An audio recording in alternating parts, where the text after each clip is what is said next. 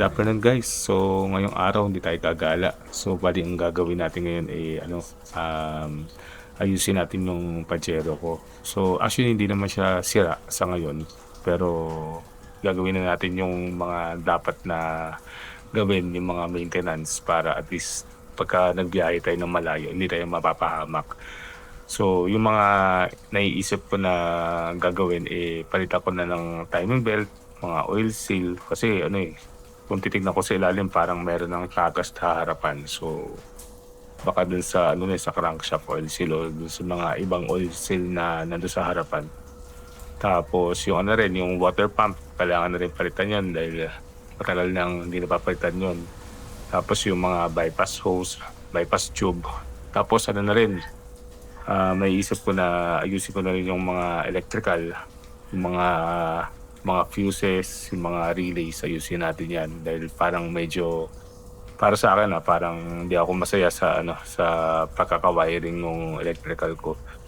Tapos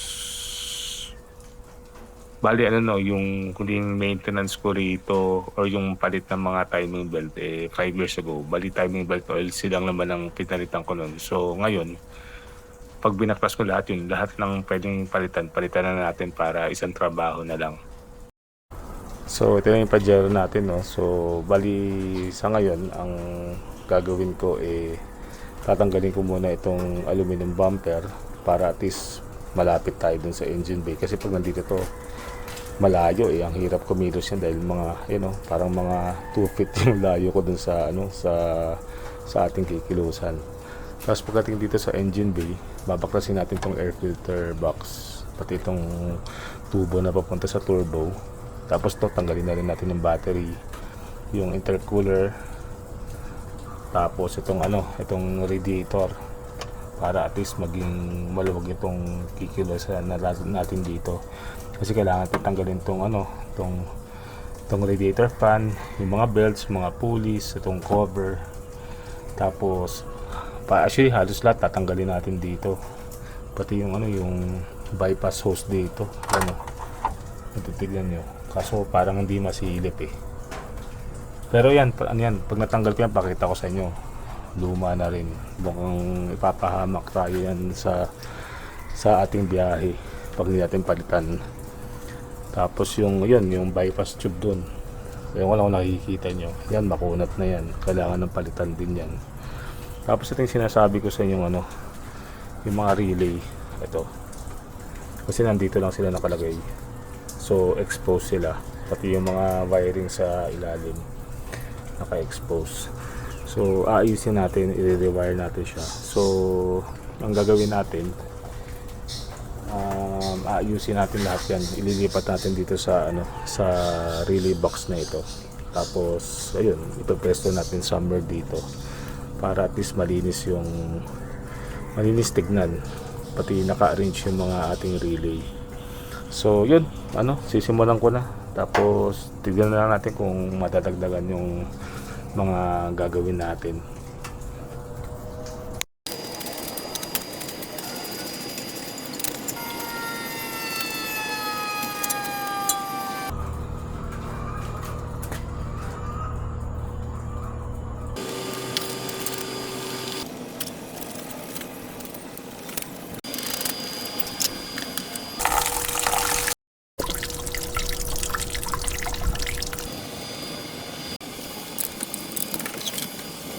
Gagawin lang natin, tatanggalin na natin itong radiator fan, mga auxiliary belt, pati yung mga pulleys. Tapos yung crankshaft pulley rin sa baba.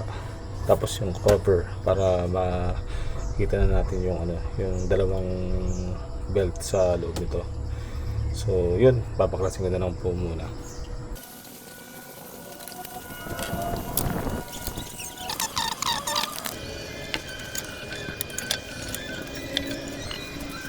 Natin belt. So ang gagawin natin ngayon ay luwagan na natin yung crankshaft pulley bolt. So ang plano ko, kakalsuhan ko na lang tong bolt sa sahig, tapos pa-startin lang yung yung start lang, pero hindi natin paanda rin para lang lumuwag tong bolt para matanggalan natin itong pulley.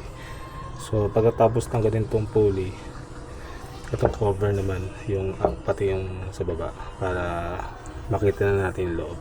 So ito na yung ano natin, yung size 17 na socket, tapos nakakabit sa breaker bar. Kasi yung breaker bar nakakalsa rito sa chassis. So pitik-pitik lang start para umikot tong ano, crankshaft pulley para maluwagan natin yung ano, yung crankshaft bolt.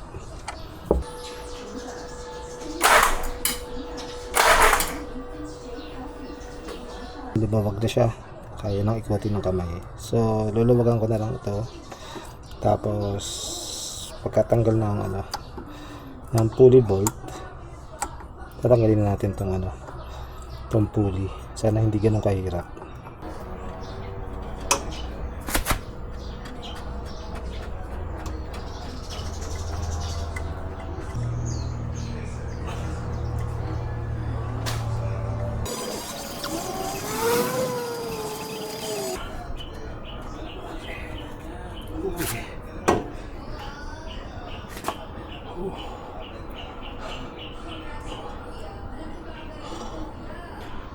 Hirap tanggalin.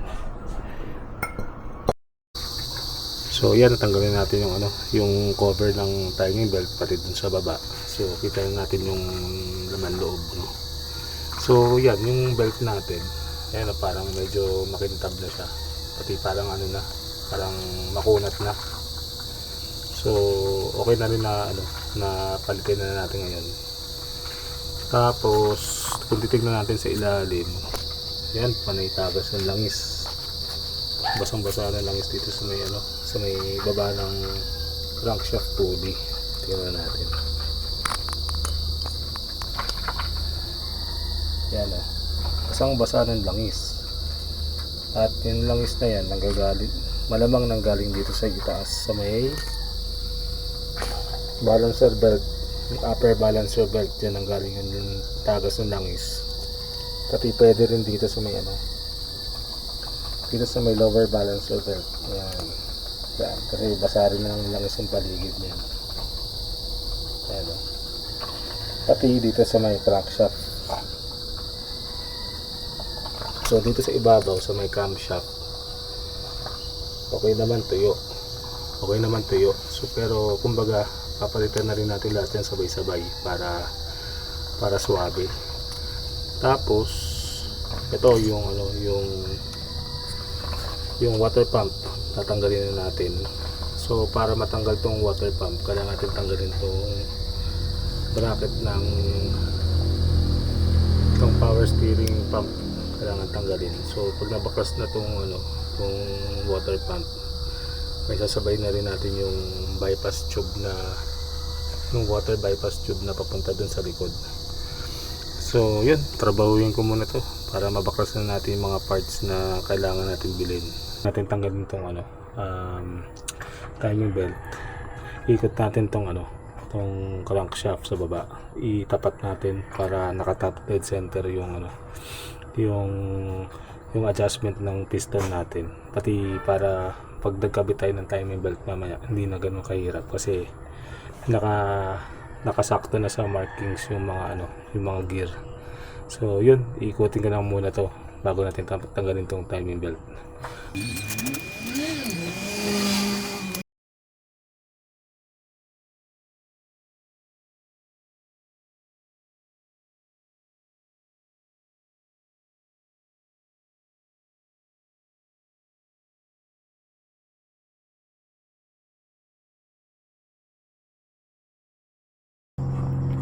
So balik lang natin yung mga tornilyo para ano, para hindi mawala.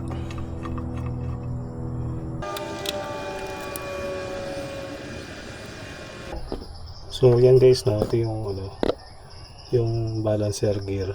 So kailangan natin tanggalin to kasi ang problema, wala tayong ano, special tools para pang hold dito para hindi umiikot.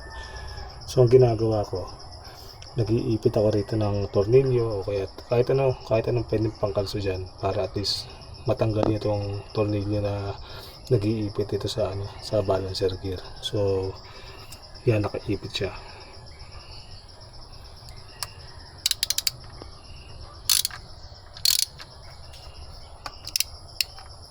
One eternity later. So yan guys, medyo matagal nating hindi nahawakan ng ating Pajero. So nasinimulan ko siya ng mga third week ng October. So bali ngayon third week ka ng January. So almost 3 months siyang nakatenga. So yan, pakita ko lang sa inyo.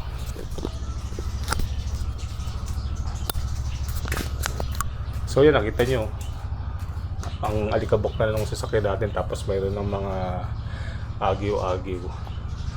So bali ang nagawa na natin dito ay itong mga nakarang araw. Yan na primeran ko na to, pati ito. Tapos yung ibang parte rito na primeran ko na. Tapos nalinisan na natin. Tapos yung engine bay, yung mga ibang parts na ayaw nating mapinturahan na maskingan na natin. Tapos yung mga pyesa pala, ito for the past 3 months nakatambak lang dito. So yun, dyan lang muna sila habang hindi pa natin sila kailangang gamitin. Tapos ito pala yung mga yung mga pintura na gagamitin natin. So bumili lang ako dito sa pinakamalapit na paint center dito sa amin. So ito yung yung clear coat na gagamitin natin. So tas ito yung tas ito yung pinahalo nating pintura. Sana enough na para sa engine bay natin. Tapos yung urethane thinner, tapos yung yung panghugas natin na thinner. Tapos dito rin bumili rin tayo ng ito, yung primer na ginamit natin. Gilder brand yung ginamit ko. Tapos ito pala yung airgun na ginamit natin. Bali dalawa binili ko. Bali ito ito yung gamit ko para sa base coat pati sa sa primer. Tapos ito yung gamit ko naman sa sa clear coat. Tapos ito yung yung binili nating air compressor. 2 horsepower siya, tapos yung tank niya is 25 liters. So far okay naman yung niya, performance niya. So na yan, ready for painting na yan. So nakita niyo naka-mask na yung mga wires, yung engine, yung mga ayaw nating mapinturahan. So yun, so mamaya pwede na nating bugahan yan. So make sure lang na malinis lang yung paligid para hindi maalikabukan.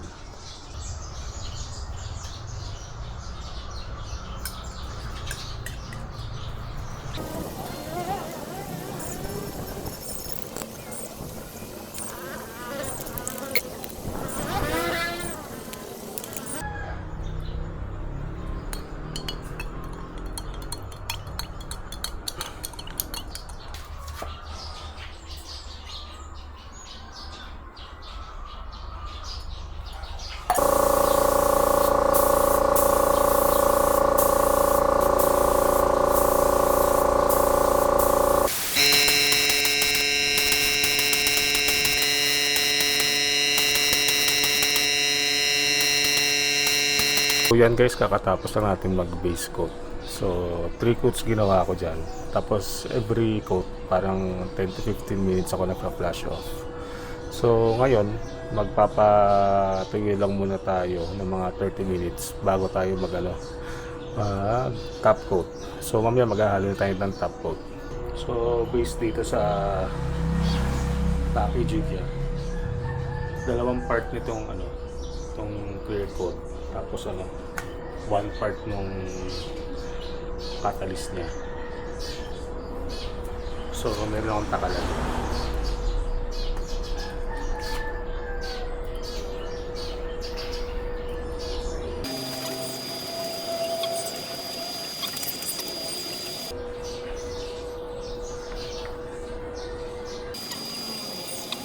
Haluin na natin.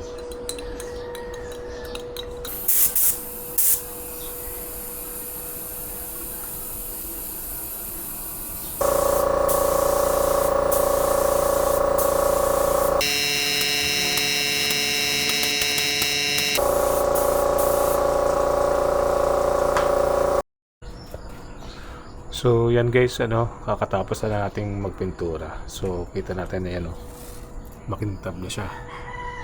So ano pa yan, basa pa yan. patutuyuin pa natin ng siguro hanggang bukas bago natin lihain ng pino. So yan guys, andito na ang mga pyesa natin. So nasa loob sila ng box. So ito, tingnan natin isa-isa. So ito yung handbrake cable na bago na galing US na pinauwi ko. At ito naman yung oil pressure sensor para gumana yung oil pressure gauge natin sa loob ng sasakyan.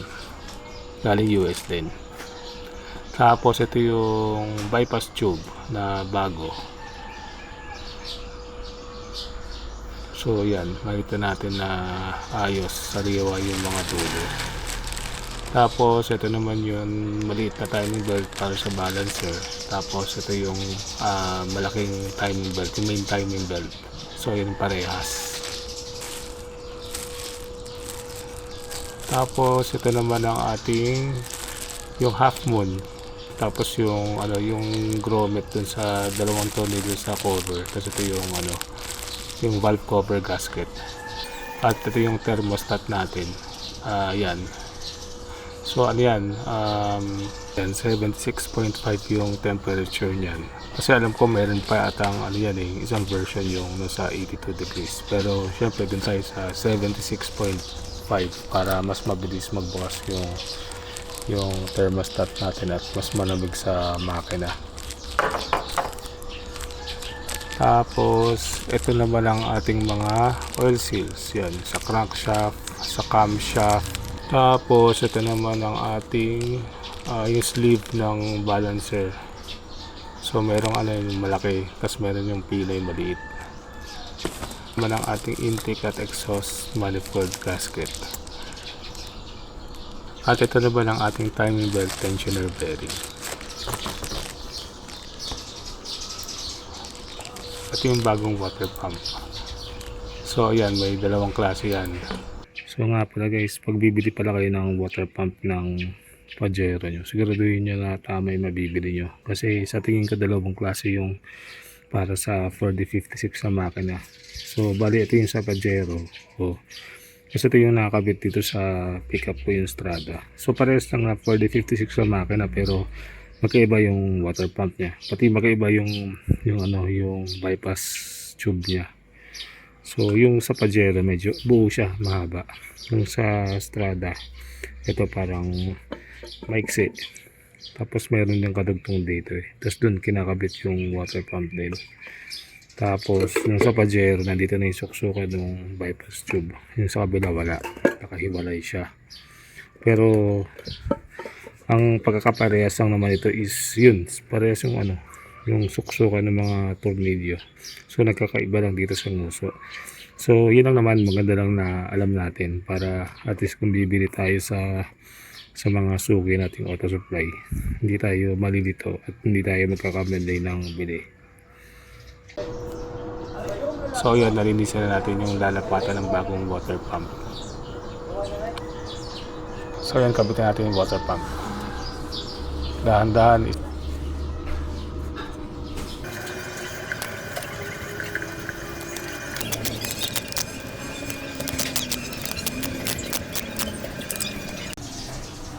So ito na yung bypass tube. Dahan-dahan natin ikabit. Yan, ang ganda ng lapat.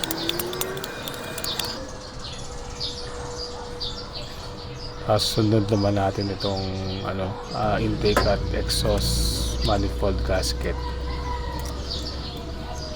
Tapos yung turbo at yung exhaust manifold. Yan, kitang-kita nyo ang bigat.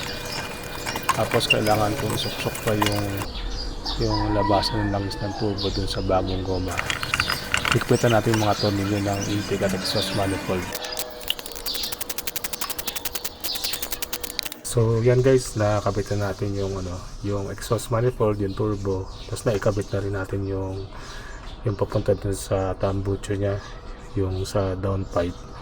Then yung intake manifold nakabit na rin natin, naikabit na natin yung mga tornilyo. Tapos itong power steering pump naikabit na natin di sa gilid, so pwede na siya. Tapos ang kulang na lang dito sa gilid is itong yung tawag dito, yung EGR niya, kasi pininturahan ko pa. Tapos yung mga heat shield ng turbo, pininturahan ko pa rin. Tapos ngayon nilinis ko na yung yung mga kabitan ng oil seal. So tinanggalin natin yung oil seal dito sa camshaft, tapos yung dalawang balancer shaft, pati yung dun sa crankshaft dun sa ilalim.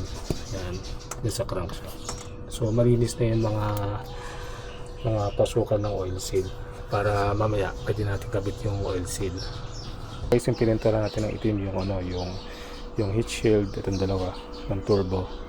Tapos yung yung cover ng natin ng air filter. Tapos yung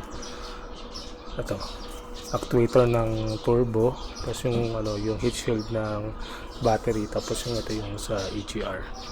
So siguro bukas na natin kabit yan. Hayaan natin siyang matuyo ng 2 araw muna.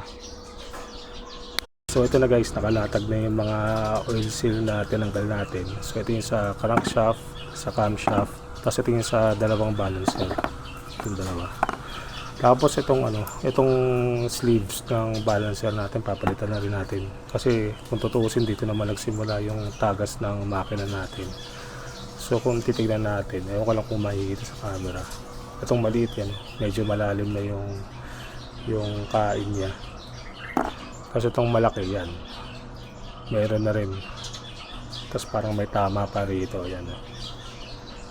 So actually itong mga sleeves na to, kung yung iba kasi, o actually pwede naman natin gawin na babalik na rin lang natin.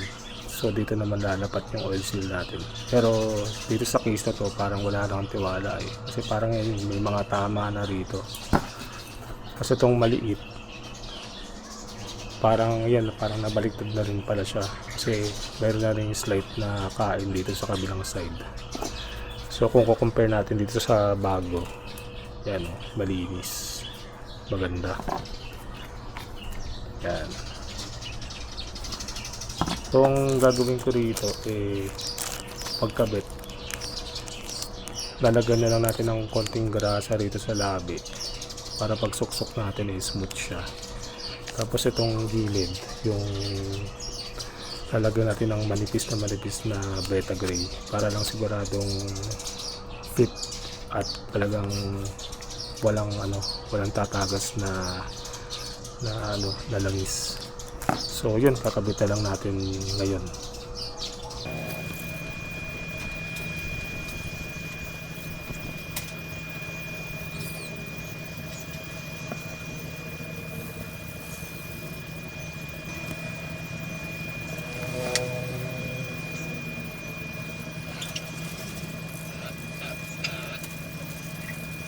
So ito guys, ito yung isang ginagawa ko para makasigurado na pantay o lapat yung oil seal na kinabit ko. Kinukuha ko yung luma, tapos yan, gagayanin ko siya.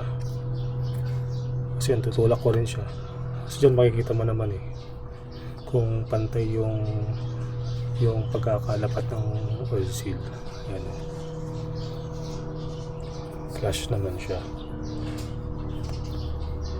Yan, tutulak natin ng konti yan. Tapos pag okay na, bibitawan mo na. Yan, so okay na siya.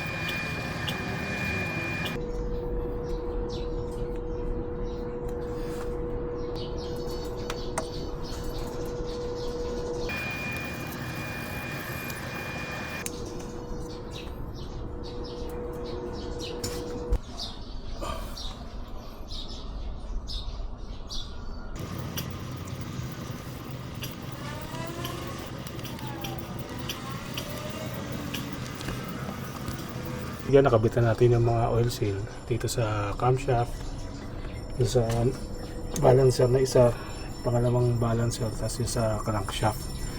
So ngayon ang gagawin na natin, ikakabit na natin yung mga gear dyan para mamaya pwede natin ikabit yung timing belt.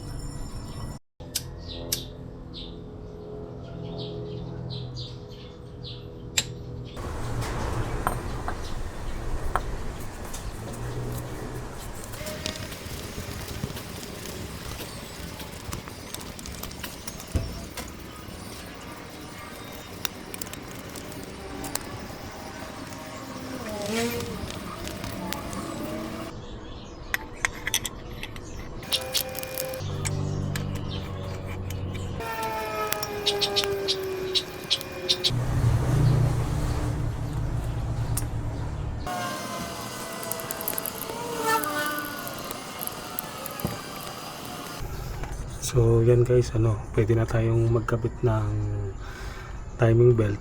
So bali, bago natin kabit yun, kailangan siguraduhin natin nasa timing yung yung crankshaft, camshaft, pati mga balancer. So para malaman, mayroong mga markings yung itong mga gear na to. Parang itong camshaft, ayan, meron siyang parang bilog na yan. Tapos kailangan nakatama siya rito sa triangle na yan. Tapos ganun din dun sa sa injection pump. Yan meron siya rito ipin. Tapos kailangan mag-match siya dun sa Tapos itong balancer shaft. Yan yung ipin niya. Tapos kailangan mag-shoot siya doon.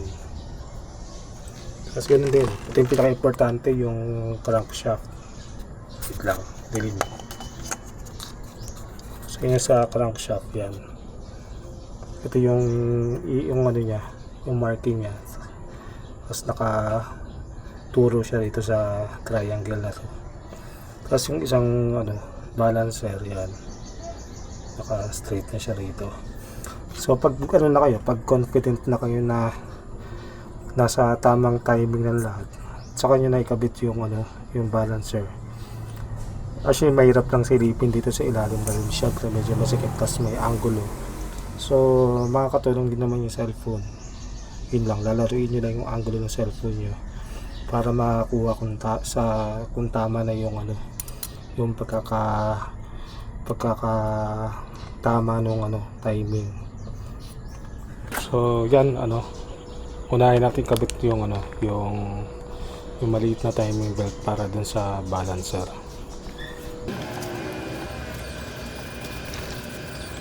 So yan guys, nakabit na natin yung maliit na timing belt. So yan, material na tension na rin. Yan. So palagi niyong double check yung pagkaka-timing. Lalo na pagka yung nakikita nyo na yung tension, kasi may possibility na gumalaw ganyan. So para sigurado lang na hindi na kayo ulit. So yan, nakatama, tama, tapos yan, tama. So after yan, pwede na tayong dun sa malaking timing belt. Okay, yung yung malaking timing belt na.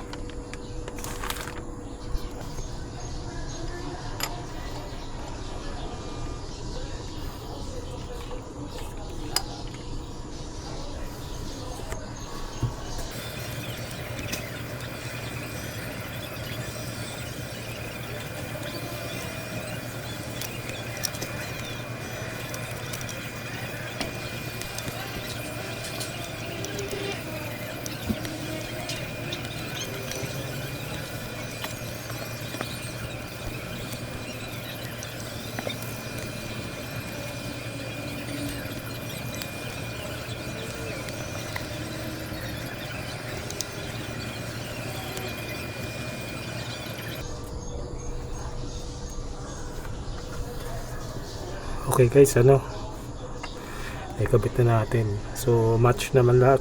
So sisikipan na lang natin itong tensioner para ma-double check natin mamaya. So yan, check natin mga tension. Yan, maganda yung tension niya, hindi siya loose. So isipin magandang pagkakabit natin dito. Tapos isa pala, ewan ko lang para sa akin lang naman, pag nagkakabit ako ng timing belt, yung mga yung mga markings niya, yung readable sa atin. So nakaharap sa atin yung mga letra. So yun lang naman. So yan, okay lahat. Double check ang timing. Pasok.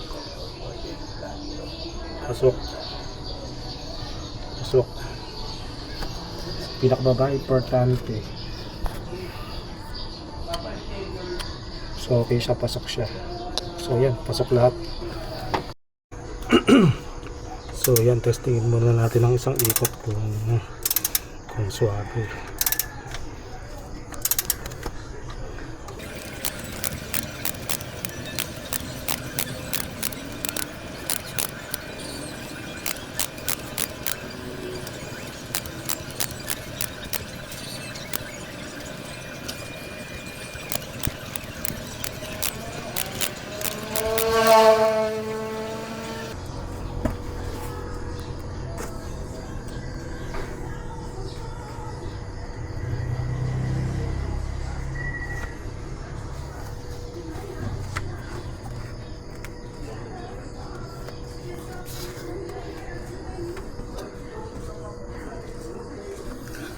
Okay, good.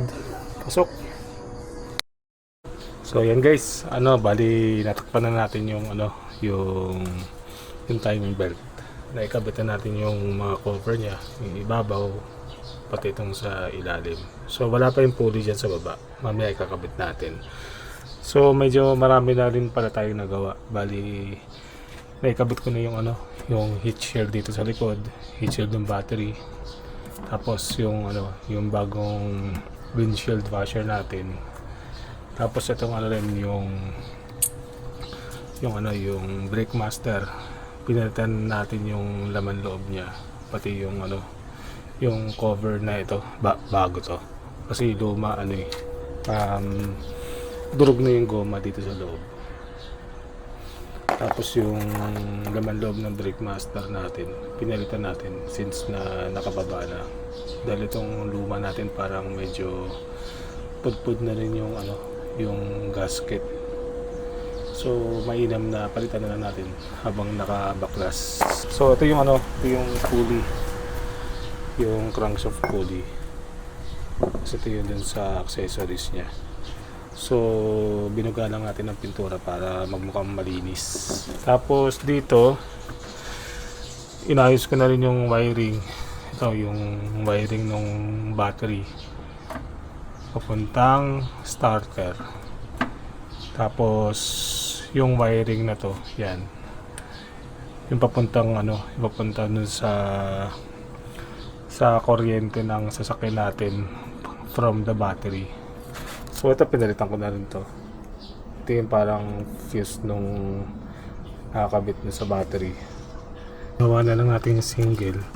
Kasi isa lang naman din yung fuse na ginagamit dati, which is yung itong red wire na galing sa alternator. So yan, inayos lang din natin. Tapos ito, kumuha rin ako ng bagong wire, itong black wire ito. Yan. Na rekta na siya dun sa sa power ng ating sasakyan, yung papuntang cabin, yung nagpa-power sa ating engine, pati yung sa fuse, sa mga fuses, yung mga fuse box natin diyan. Kasi dati nakakonekta lang dun sa starter natin. So yung nangyari dati itong battery ng itong wire ng starter natin na nakakonect sa battery. So diretso ng starter yan. As from the starter, yun doon na nagsanga-sanga lahat ng 12 volts na papunta dun sa loob ng cabin, dito sa pinapapower sa engine, dito papunta dito sa fuse box natin. So yan, nagawa na rin natin tong bagong fuse box. So wala pang lamang Wala pang lamang fuse. Yan. So may lalagyan na lang natin din yan. So yan, ayos ko na. Yan. Yung mga wiring, yung mga hindi kailangan, tinanggal ko na. Yung mga kailangan palitan. So ito na lang gagawin ko mo, yung mga ito yung mga negative to eh. Mga negative wires. So maghahanap na ako mamaya ng magandang ground. Ang ground wires. So mamaya kabit na lang natin tong crankshaft pulley. Tapos itong crankshaft pulley bolt, linisin natin yan, gamitin natin ito. So yun, ginagawa ko palagi yan bago ko balik yung mga crankshaft bolt. Nilinis muna natin yung thread yan para at least hindi na re-recycle or hindi pa balik-balik or naiipon yung dumi sa loob ng sigundyan natin. So akong ginagawa ko bago kabit yung bolt, nilalagyan ko ng kaunting shellac tong yung thread, parang siguro thread locker na rin, wala tayong thread locker eh. So okay na siguro to. So yun, ilalagyan ko na, pahiran na lang natin ng kaunti, tapos pasok na natin.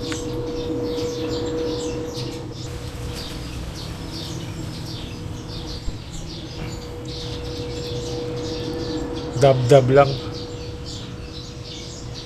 Okay na yan. Huwag sobrang kapal.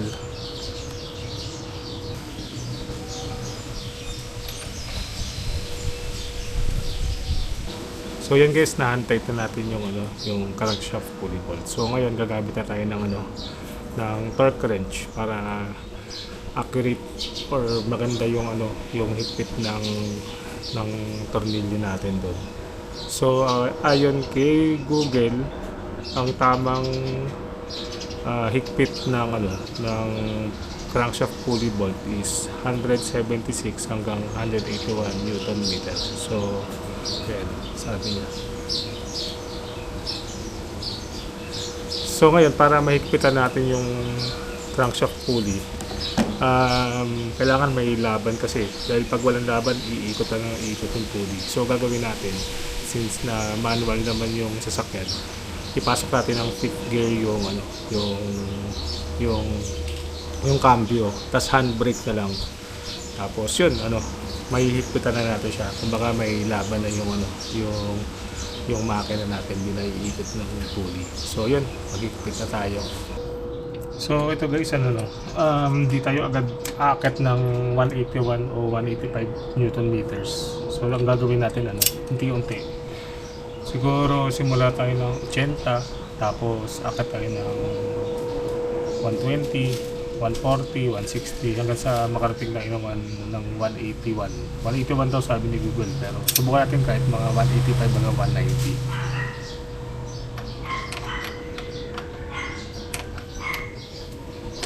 So unti-unti lang. So ito, simula tayo ng 80. Hintayin natin yung tunog na click. Pag nag-click na isipin, 80 Newton meter na to. Yun. So akit mo tayo ng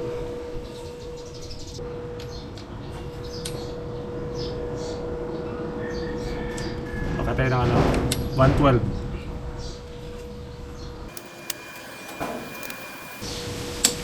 Okay. Next natin ay 140.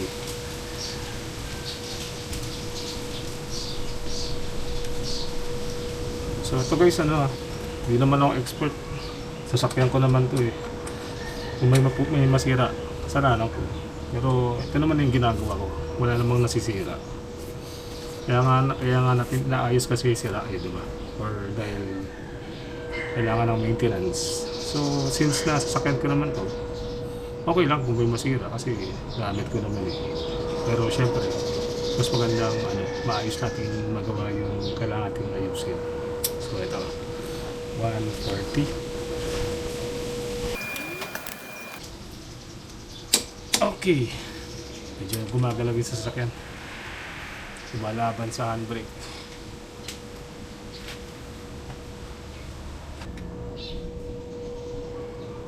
na 160, 168.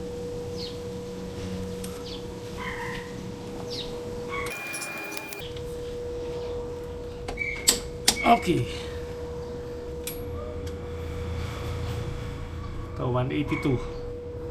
Mas mataas ng 1 pound compared dun sa sabi ni Google.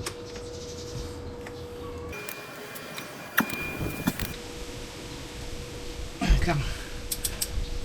Wait lang. Maando rin sa sakyan.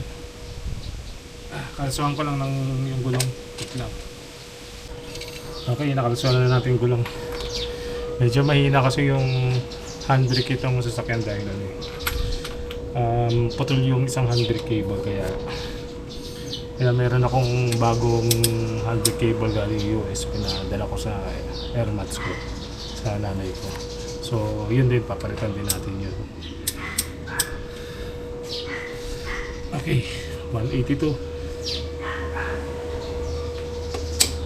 Okay, butik na, mukhang kaya pa. Paasan natin.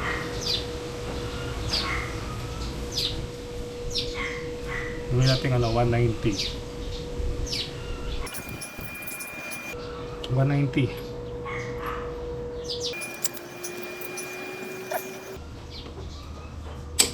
Okay. Kaya pa. Gawin natin 195.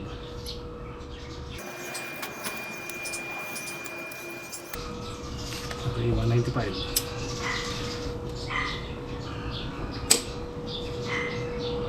Okay. Okay na yan. 195. Mataas lang tayo ng ng 14 Newton meters. Okay na yan. Hindi naman basta-basta bibitaw to. Mabigat na rin yung 185 Newton meters. So yun, tapos na tayo dito sa crankshaft pulley. So ang gagawin natin ngayon siguro kabit na lang natin itong mga accessory dito, yung pulley yung fan belt, ganyan. Tapos pinag-iisipan ko kung papalitan natin yung silicone oil yung clutch pan. Pero malamang baka palitan natin kasi 5 years, 6 years na nung wala yung pinalitan yun. Although magalit pa siya, maayos pa, pero siguro mas magandang palitan o dagdagan para at least nagawa na natin dahil nakabaklas na. So yun, mamaya na lang. So yun guys, ito na yung natin, yung clutch pan natin. So sabi ko nga nung una, gusto kong palitan yung silicone oil nitong clutch pan. Pero ngayon, tinitignan ko parang wag na lang kasi maganda pa maganda pa yung laban niya. So ang gagawin na lang natin ngayon kakabit na natin to, pati itong mga drive belt niya. So yun, kabit na lang muna natin.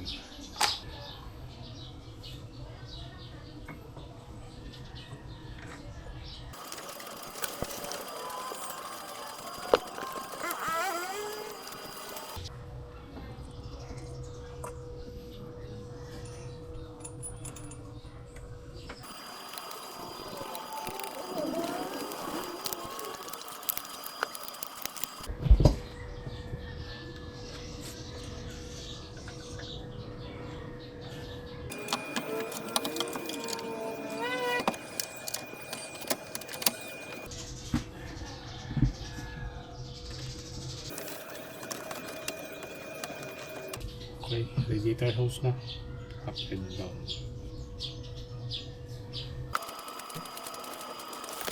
So yan guys, bali mag-change oil muna tayo. So para mamaya after natin mag-change oil, pwede natin paanda rin yung makina. So yan, hintayin natin mga 1 hour para masimot yung langis sa loob ng natin ng oil pan. So habang naghihintay, ito itong heat shield na ito, wala kasi akong dito yung tornilyuhan dito. Kasi itong heat shield nakuha ko yan sa US. Itong buo na to. Kasi yung original na nakakabit, ito maliit lang. So yung nakakabit ngayon, maganda siya dahil mataas, tapos meron din siya rito. So ang problema ko rito, since na walang tornilyohan dito at ayaw ko namang magbutas dito sa tambol ng sasakyan natin, plano ko gumawa ng bracket na papunta rito, tapos dito siya totornilyo para lang hindi magbabibrate, kasi feeling ko kung umaandar yung makina magbabibrate to, so maingay. So yun, no, ang gagawin natin, magpuputol tayo ng bakal, tapos magwe-welding tayo. So nga pala, bumili rin pala ako ng yung arc welding machine, kasi sa totoo lang kaya ko rin pininturahan itong engine bay natin, kasi nung binabaklas ko kasi yung battery ito, so may napansin kasi ako na parang may kalawang or bulok dito sa side ng battery. Siguro dahil dati pagka yung tumutulo siguro yung tubig ng battery, syempre acidic yun, so nabulok siya. So hindi ko na nakuha ng video, pero may picture naman, so ito papakita ko na lang. So ayan, kinating natin, tapos nagkabit tayo ng bagong bakal, tapos yun, winelding natin siya. So yun, dito rin yung gumawa tayo ng itong bagong fuse box. So yan, gumawa rin ako ng isang bracket dito, yan, ito, para may fix natin ito. Tapos meron din palang akong napansin na bulok dito siya.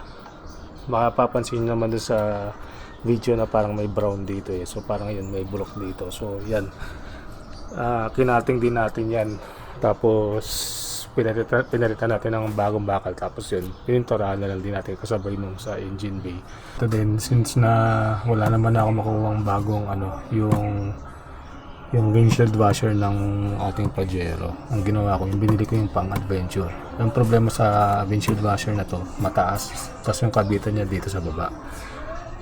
Yung totoong bracket ito, mataas yan, naka-align siya dito. So ginawa ko, pinutol ko na lang dito, tapos binaba ko, tapos ni-spot weld ko na lang dito gamit yung ating welding machine, kesa itong kapid ko yung pagkaka-welding dito sa body. So mas mainam na dito na lang tayo magpunod.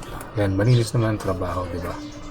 So yun, magsusukat lang ako ngayon ng bakal dito para magawa ng bracket. So yun, mamaya na lang.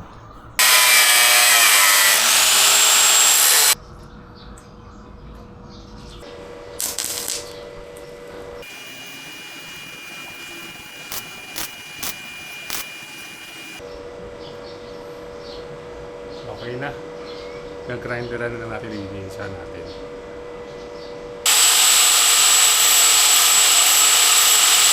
So yan guys, kinabit natin ulit siya rito para makita natin kung saan tayo magbabawas dito. So yan, mamarkingan lang natin. So ito yung isang bracket. So ito medyo mahaba. So more or less dito tayo magpuputol.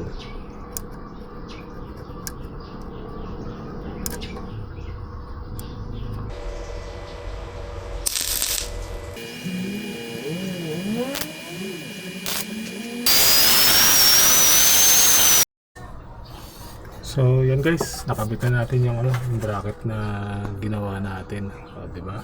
Okay na. So yan, solid na yan, hindi na magbabibrate yan. So ngayon, nalagyan na natin yung langis, tapos na-bleed na rin natin yung fuel pump niya. Na-prime natin yung fuel pump niya. Tapos nakabitan na rin natin yung mga fuse, pati yung mga relays. So ano pa ba? Yan, okay na yung battery natin, may fit na. So yun, mukhang pwede na natin i-start.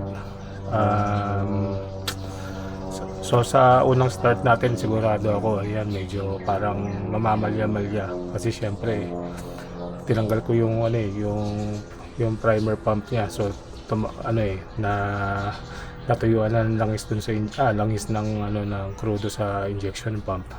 So kahit sabihin natin ni-prime natin yan, malamang meron pang hangin yan dito sa system niya. So pagka-start natin yan, pangit yung andar niya, parang namamalya. So magagawin natin i-bleed natin yung mga injectors niya. So gagamit tayo ng 17 na wrench. So yun, i-start na natin siya.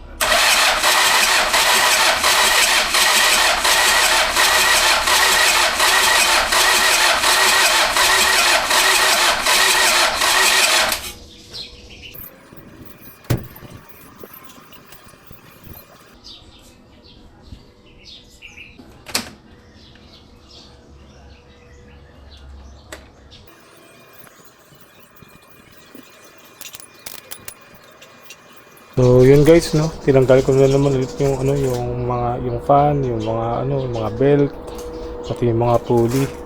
Pero yung crankshaft pulley hindi na. Kasi yung yung ini-start natin kanina, yung redondo niya, parang walang kompresyon yung makina. So ang gagawin ko, yan, babaklasin ko lang yung cover sa ilalim. Tapos tatanggalin ko lang tong cover. Tapos yun, siset na naman natin top dead center. So check natin tong tong ibabaw kung yung valvula niya nakasarado. So dapat yan pag naka top dead center to, dapat yung cylinder number 1 nakasarado. Tapos so yun, tatanggalin ko na lang muna to. So pag tinanggal ko na rin to, siguro check na rin natin yung setting ng valves. Baka kasi masyadong tukod. So pag tukod, ibig sabihin kahit sabihin nating dapat nakasarado yung valves mo, since na yung adjustment mo sobrang sagad or dikit, kumbaga hindi nasasarado ng maayos yung mga valves natin. Kaya napansin ko rin kanina nung ayaw umi-start, diba? So sinubukan yung pagkatanggal ko nung itong mga fan, sinubukan kong ikutin ulit ng kamay. Kaya pala pansin ko parang walang laban. Tapos parang hindi humihinga. So yun ang iniisip ko ngayon, baka walang kompresyon dahil nga sana kailangan lang natin i-adjust yung valves. Tapos yun din, kanina yung nagre-redondo lang. So chinek ko lahat, chinek ko yung power papunta dun sa solenoid valve. Okay naman siya, consistent na may 12 volts, pati pumipitik yung solenoid valve natin.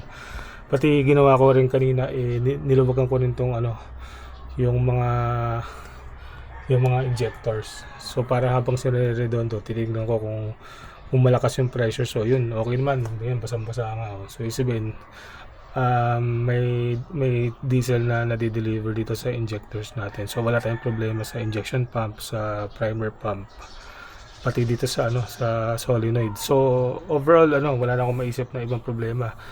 And dito naman sa timing natin, sinigurado ko naman na timing to times 10 times kung chinek to. So alam ko walang problema dito. So yun na lang din ang naiisip ko, baka yung titignan na natin yung setting dito sa valves, pati yung valve clearance. So yun, mamaya na lang hanapin natin yung problema. So yun guys, pinaklas ko na yung valve cover. So ang gagamitin natin ay itong feeder gauge. Tapos isiset ko na lang sa 0.15 mm. So yan, suksok natin dito yan. So ang kailangan naka top dead center muna. So yan, top dead center. Nakaturo dito yung camshaft natin. So pag nakaturo dyan, dito tayo magsisimula sa cylinder number 1. So sabay na yan yung intake pati exhaust. Tapos nun, pag natapos na tayo rito, iikot natin yung crankshaft hanggang sa itong pointer na to, tumuro dito 1/4 turn siya dito sa baba. So susunod natin yung cylinder number 3. So yung firing order na 1, 3, 4, 2. So number 3 naman na tayo susunod. So pagkatapos na tayo sa number 3, ikot na naman natin siya ng 1/4 hanggang sa yung pointer, iikot siya rito hanggang sa makarating na rito. So magsisimula na tayo sa number 4. So after ng number 4, ikot na naman ng another 1/4 hanggang sa tumuro na yung pointer dito sa pinakataas. So yung cylinder number 2, yung dalawa. So yun, simulan na natin. Yun nga guys, tukod tingnan natin clearance. Yun, ito pumapasok. Yan. So yung dating setting ay 0.004, yung lumang setting. Yun guys, gagamitin tayo ng screwdriver pati size 12 na wrench.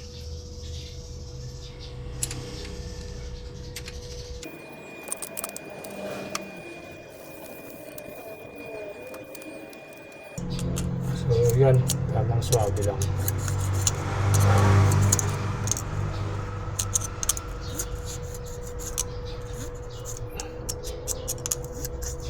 Okay, bali tapusin ko na to. So ang susunod, iikot ko na ng 1/4, tapos 3 na 1/4, number 4, then 1/4 ulit, tapos number 2. So yun, tapusin ko na lang muna to.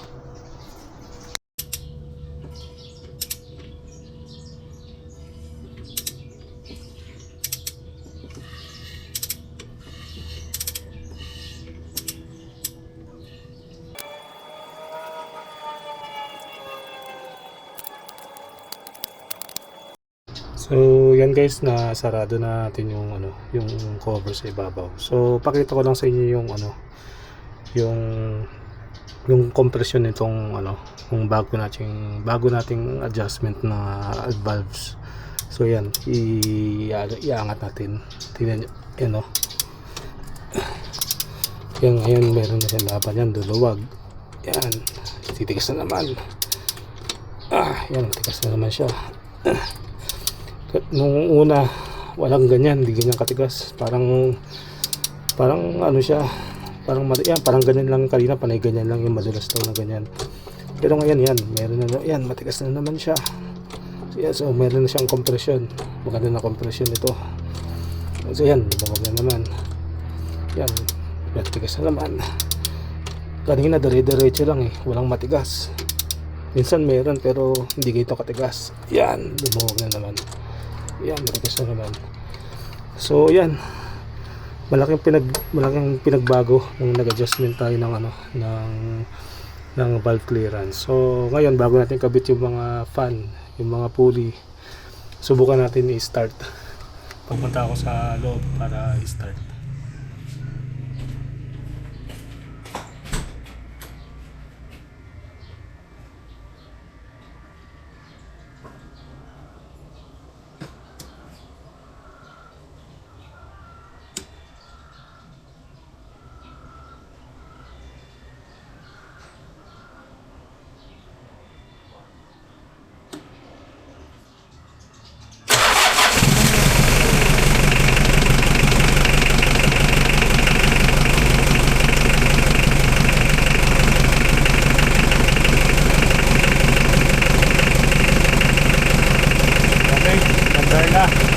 Patayin na natin at walang pan, pati kuryente.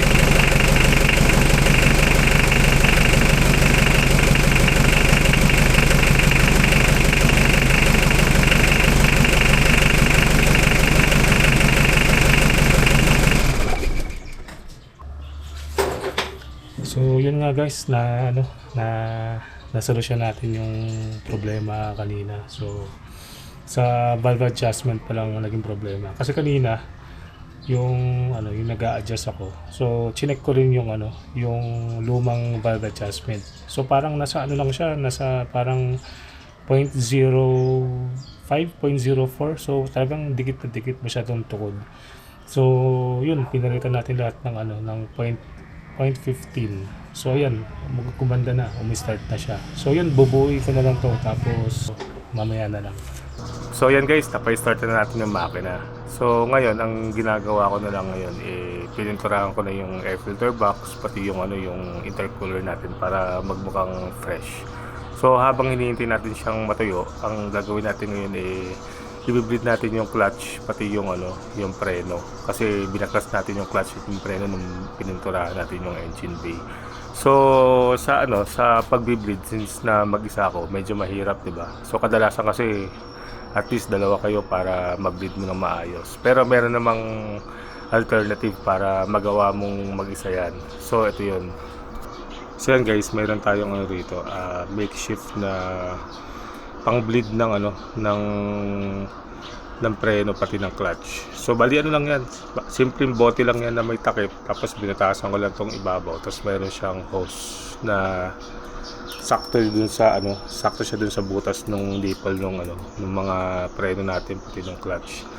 Tapos sa loob niya, yan, meron lang siyang ano, saktong brake fluid. So as you use brake fluid din ang ginagamit ko diyan.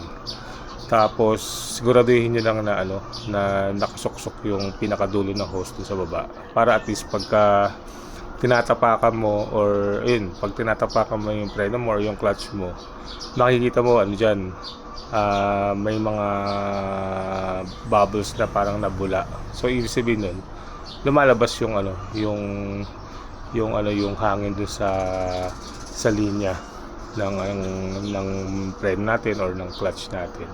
So ito makikita nyo naman na ano na habang binobomba ko, yan, may nalabas na bula.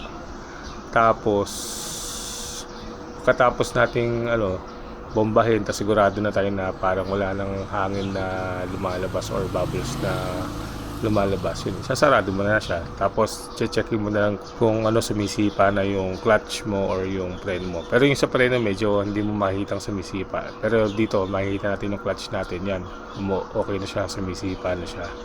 So sa preno naman, paano ba ako mag-bleed ng preno? So sa preno, ano, palagi akong sa likod nagsisimula dun sa pinakamalayo sa ano sa brake master natin, which is yung sa ano sa passenger side na gulong. So yun, from there palapit tayo ng palapit. Susunod naman yung driver side na likod, tapos yung passenger side na harapan, tapos hanggang dun sa ano sa driver side na harapan, para masigurado lang natin na bleed natin ng hangin yung pinakamahabang linya ng ano ng preno natin. So yun, after nito ikakabit na lang natin yung ano yung mga ibang piyesa sa makina, tapos i-start na lang natin siya ulit.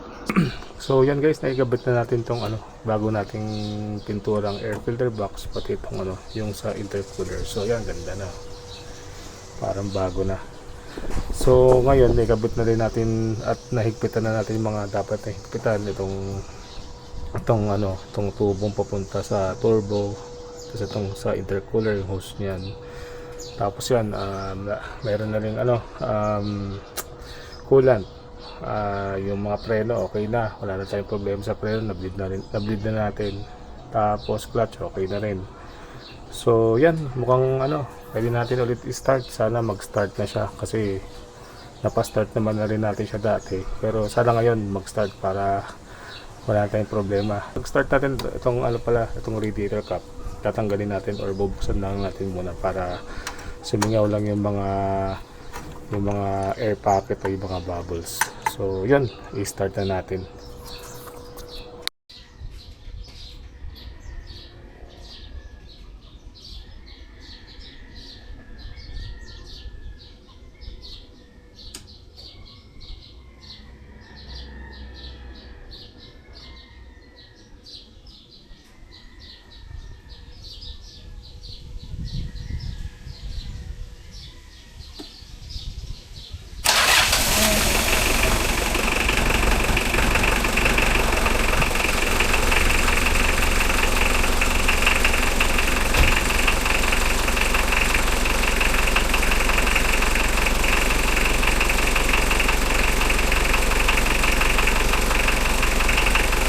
So yan guys, one quick start.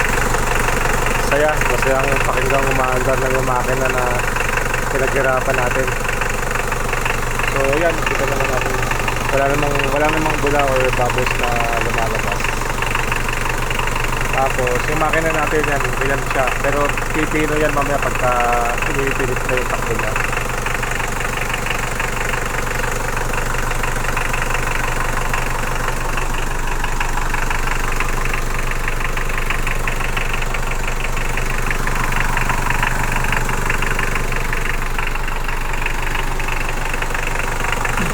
Rep natin.